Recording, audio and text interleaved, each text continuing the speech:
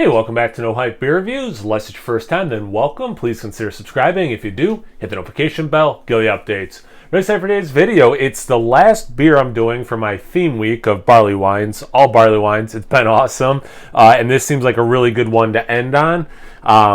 Don't worry, I will continue reviewing barley wines. I just won't be probably dedicating a whole, although it's been really tasty and awesome.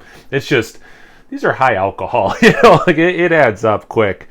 So this is a 12.3% ABV. Bourbon barrel-aged barley wine, but this is from 2014. These were, the barrels had held the bourbon, had held Bourbon County Stout, and then held this. So you actually three use on these.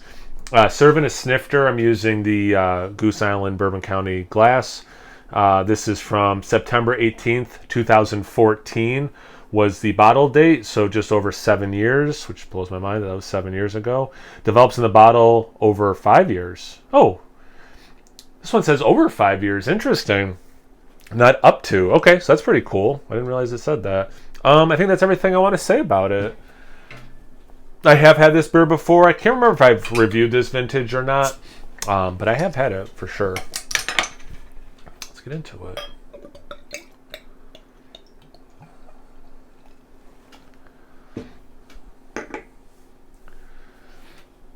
That's pretty dark. That's actually one of the darker barley wines I've had this week.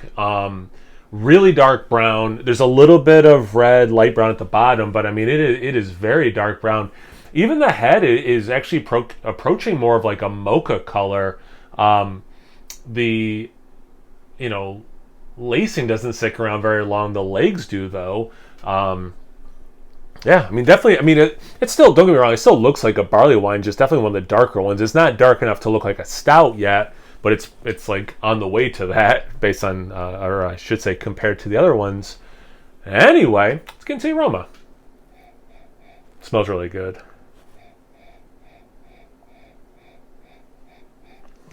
Yeah, it's got a lot of that caramel, fig, some dates and raisins,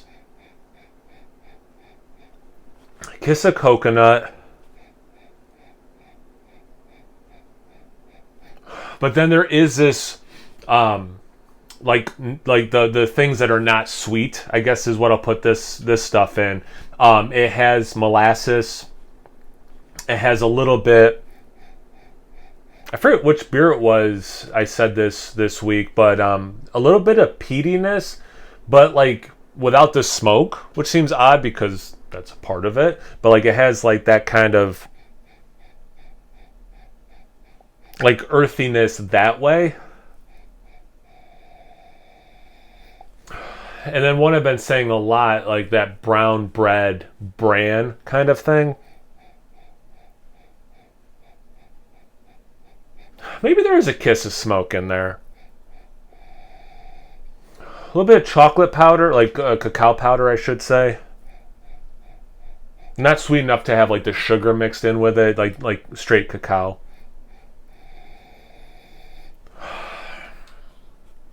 And yeah, like muted toffee sweetness is what I'll end on. There's other stuff if I kept going, to be honest with you, but for brevity, let's move on. Cheers.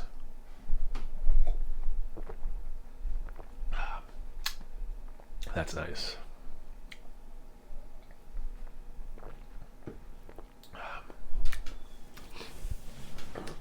I get some of the alcohol, both spirit and warmth in the chest.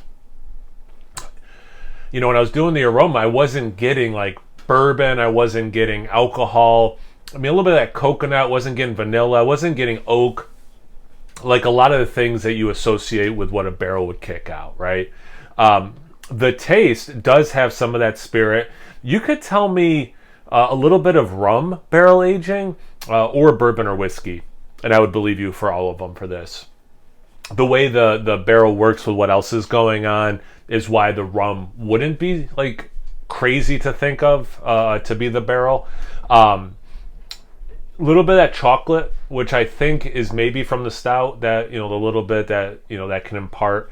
'Cause I kind of remember that, maybe not this vintage, or maybe time has, it's gone away a little bit, but I do kind of remember getting a little bit more of that stoutiness, but there is a little bit of that chocolate, which I'm thinking is definitely that stout range. You do get some of that dried fruit, like I mentioned, the aroma that is pretty typical in Belgian styles, but you do get, it's not overly sweet. You do get, again, that molasses, that brown bread, a little bit of like rye, the grain, not like rye whiskey.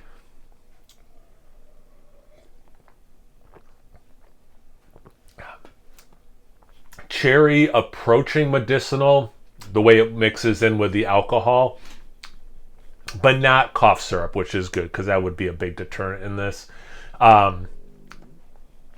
Big. It's a big beer. It's good. You know what's interesting? I figured this was going to be the best beer I had this week. It's not.